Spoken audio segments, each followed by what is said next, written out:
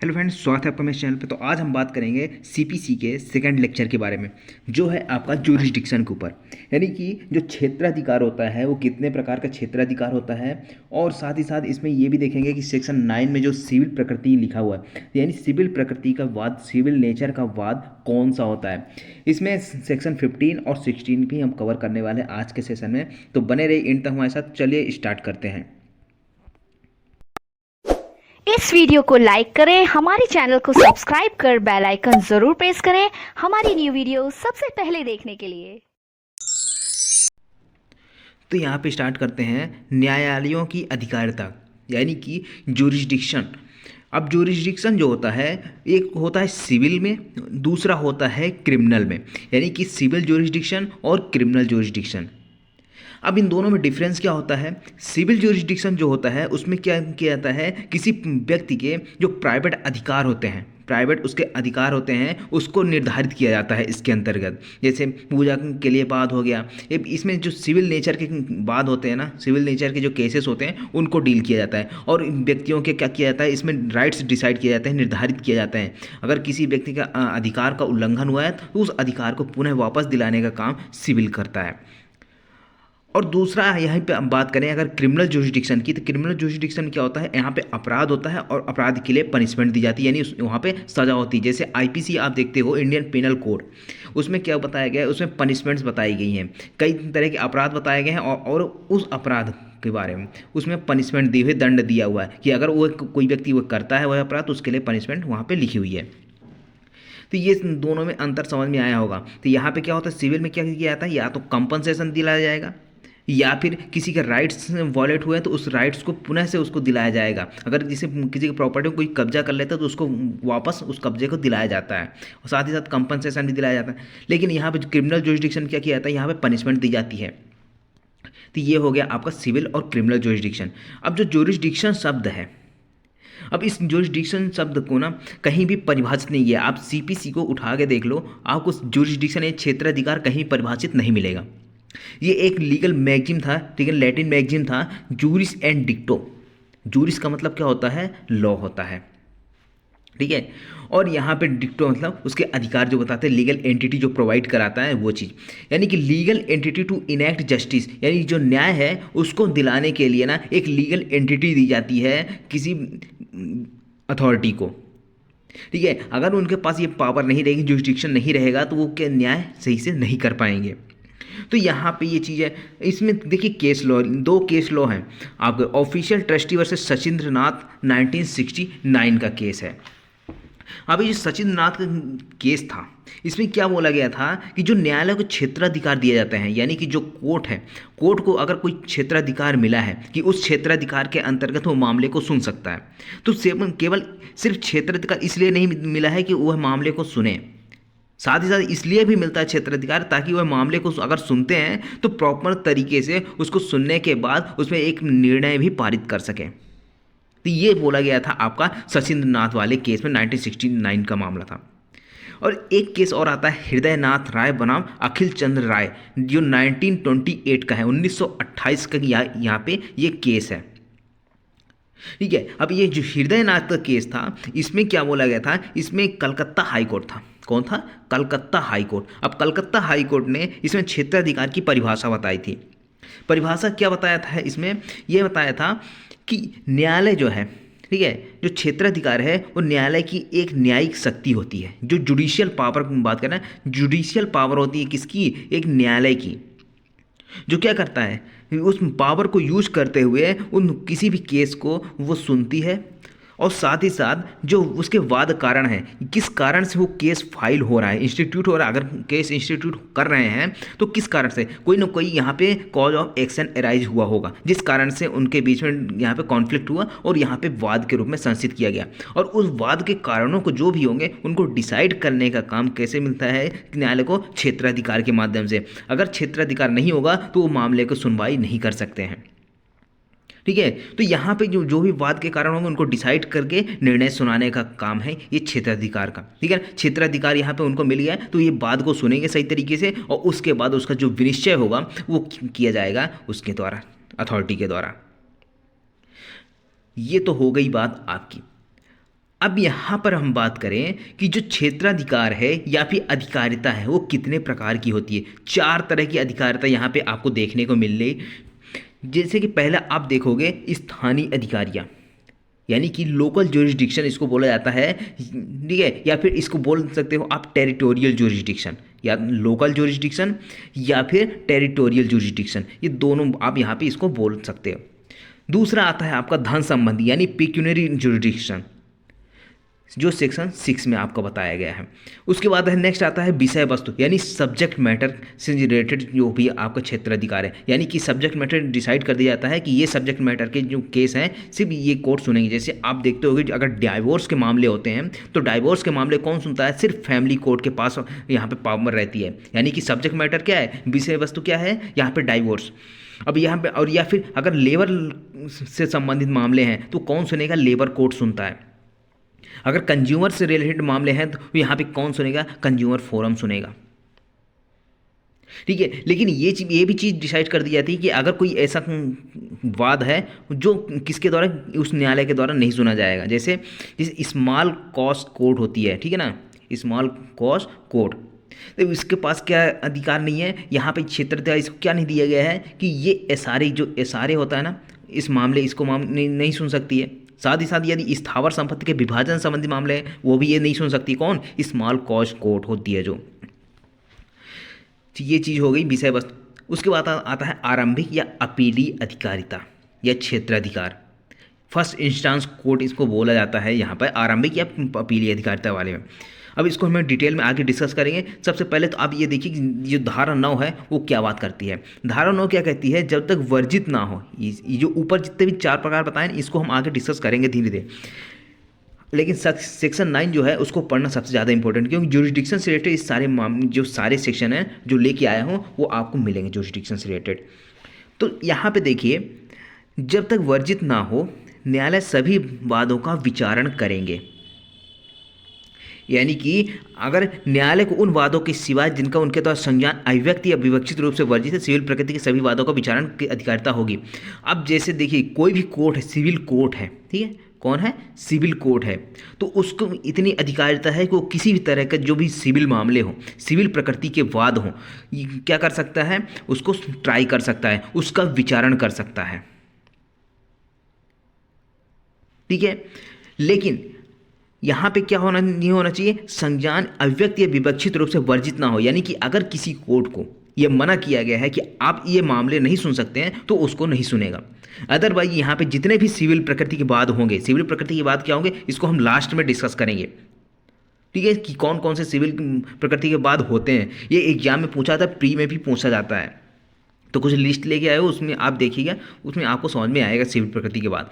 तो यहाँ पे बस इतना समझिए कि अगर यहाँ पे संज्ञान के लिए अगर अव्यक्त यानी कि एक्सप्रेसली या फिर इम्प्लाइडली दोनों रूप से अगर वर्जित नहीं किया गया है, दोनों रूप से प्रोहिबिट नहीं किया गया कोर्ट को, तो क्या कर सकती है, यहाँ पे सिविल मामलों को सुन सकती है।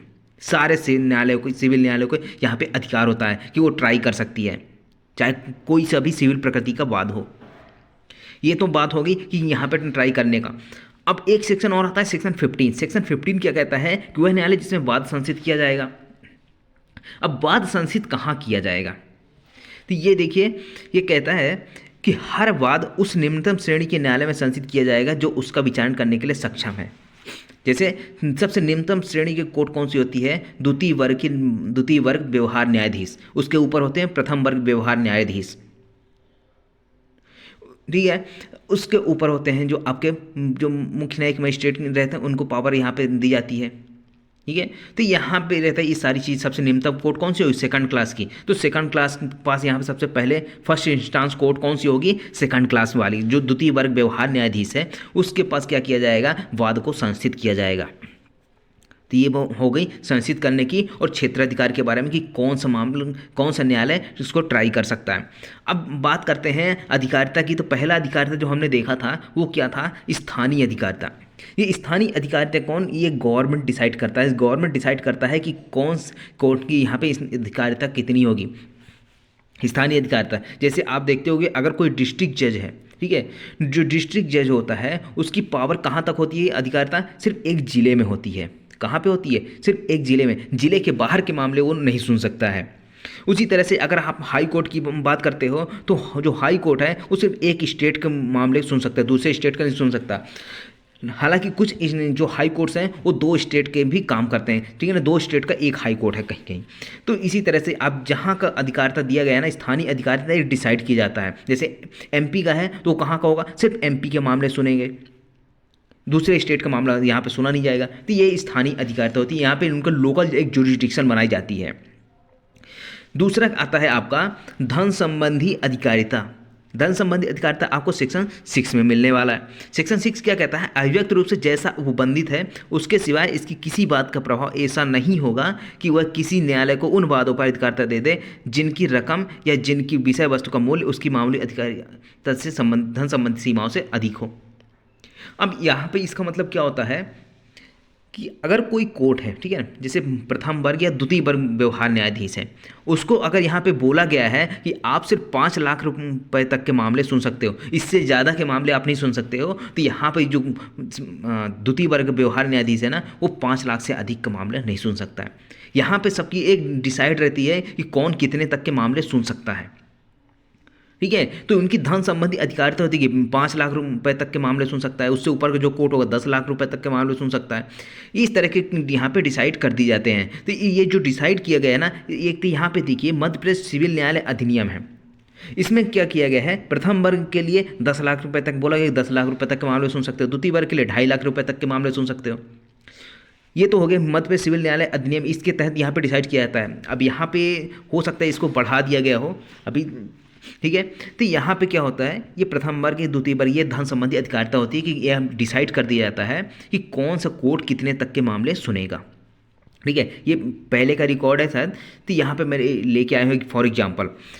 अब दूसरा चीज़ आता है कि आप नेक्स्ट जो अधिकारिता देखेंगे, नेक्स्ट क्षेत्राधिकार है वो आपके सब्जेक्ट मैटर, ठीक है, यानी विषय वस्तु के क्षेत्राधिकार। जैसे मैंने अभी बताया था कि अगर विवाह विच्छेद का मामला आता है, यानी कि डाइवोर्स का मामला आता है, वो कौन सुनेगा, ये सब्जेक्ट मैटर कहाँ जाएगा, ये आपका जाएगा फैमिली कोर्ट में।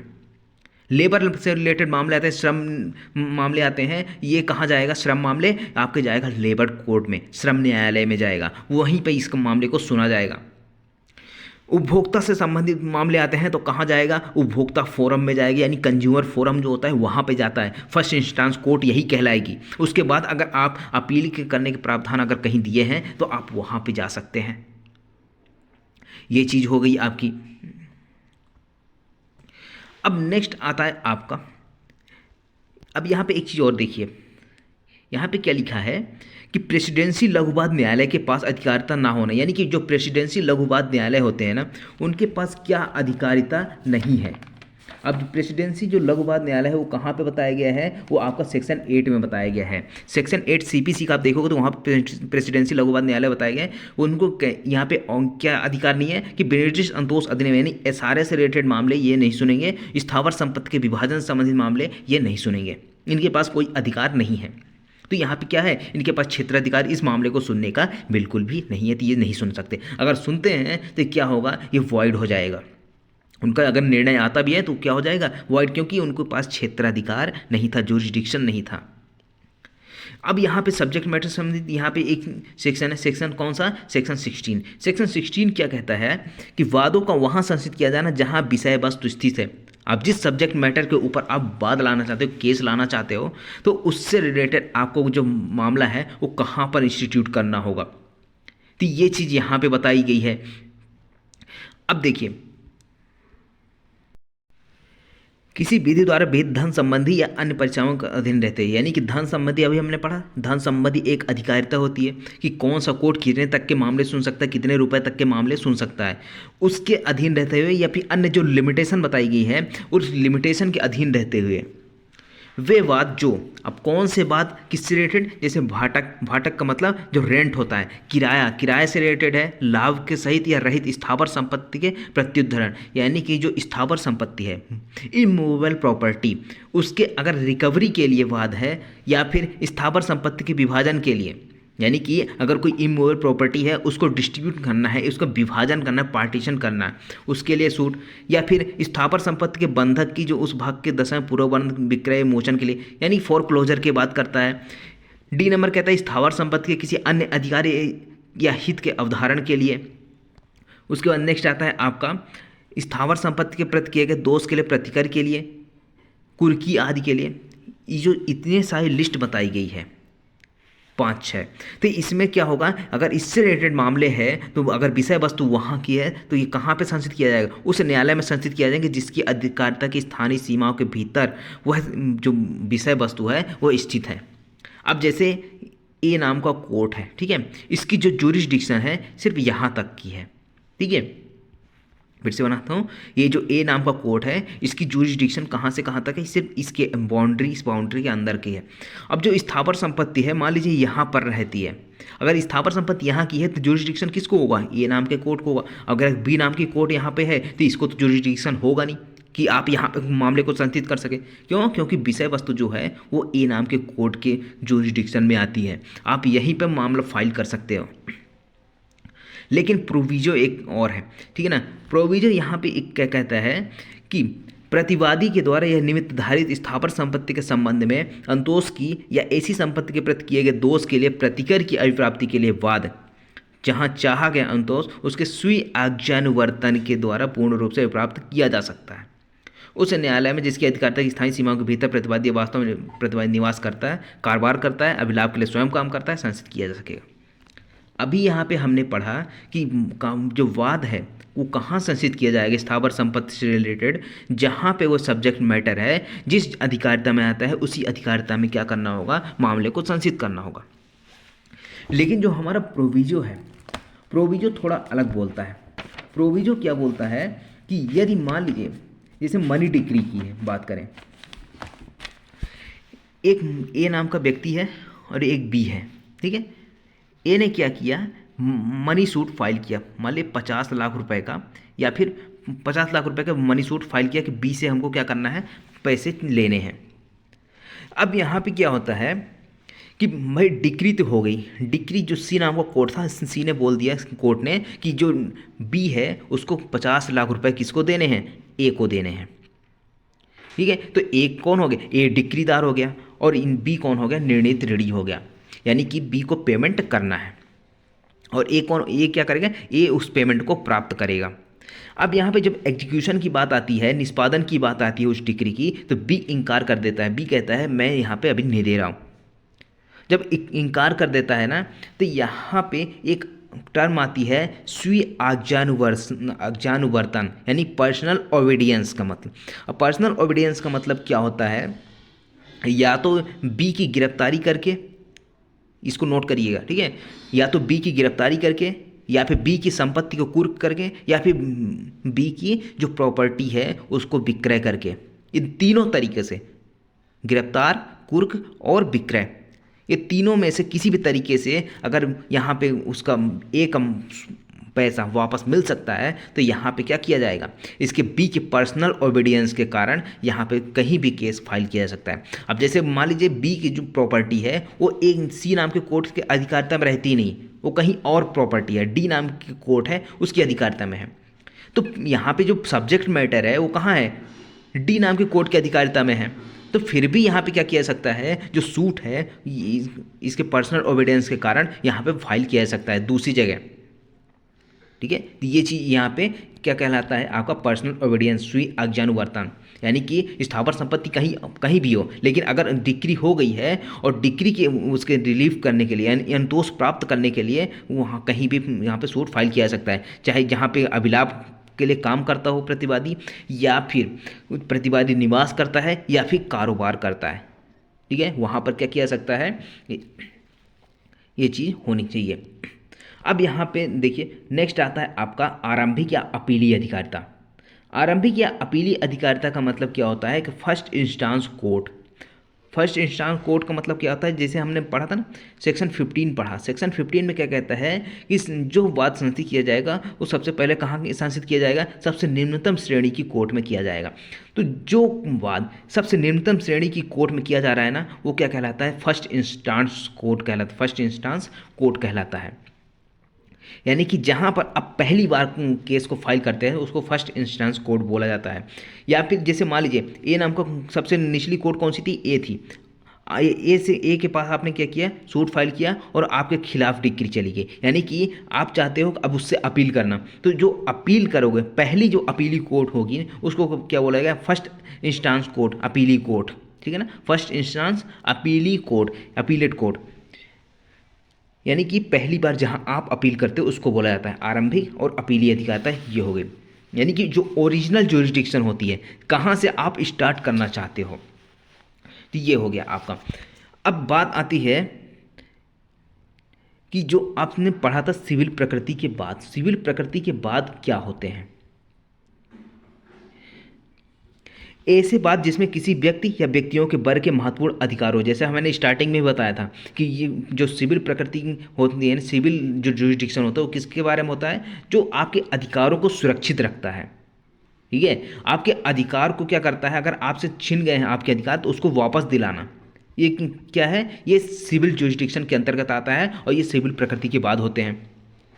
तो महत्वपूर्ण अधिकारों या दायित्वों के सृजन या संपत्ति के अधिकार या किसी हैसियत का प्रश्न हो, आपके स्टेटस का यहाँ पे प्रश्न हो, यहाँ पे विवादास्पद हो, यानी कि आप उसमें डिस्प्यूट हो, या तो आपके संपत्ति में अधिकार के बारे में हो, आपकी किसी हैसियत के बारे में, स्टेटस के बारे में हो, या फिर आपके अधिकार या दायित्व के सृजन के बारे में हो, ये जो जितने भी इससे रिलेटेड मामले होंगे वो क्या कहलाएंगे, वो होंगे आपके सिविल मामले,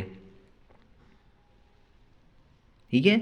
तो सिविल मामले में यहाँ पे एक केस था, केस कौन सा था, असेसिंग अथॉरिटी लुधियाना बनाम मनसाराम 1965 का केस है।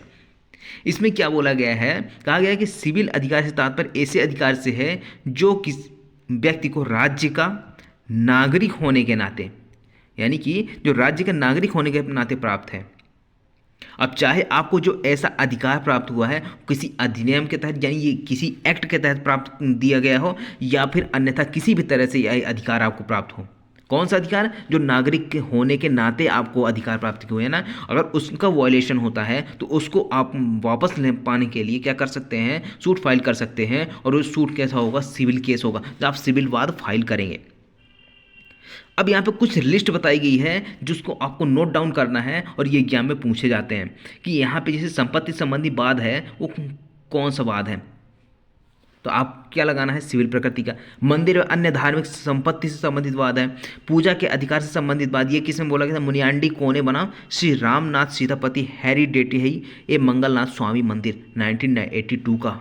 भाई नाम तो बहुत बड़ा है, लेकिन ये केस है, केस के में बताया गया था कि जो पूजा के अधिकार संबंधित वाद होते हैं वो क्या है, वो सिविल प्रकृति के बाद है।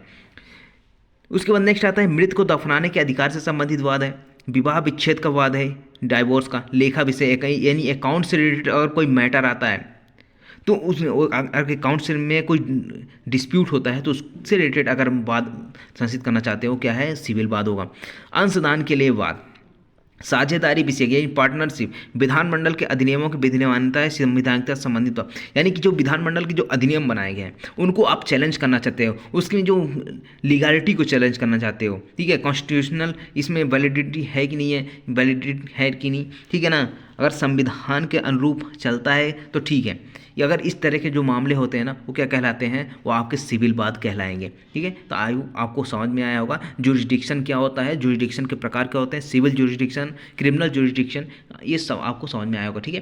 तो मिलते हैं अगले नेक्स्ट लेक्चर में सीपीसी के, जहाँ पे हम बात करेंगे सेक्शन 10, सेक्शन 11, रेस जुडिकाटा हो गया, रेस सब जुडाइस हो गया, इन सब के बारे में, ठीक है। तब तक के लिए बने रहे हमारे साथ।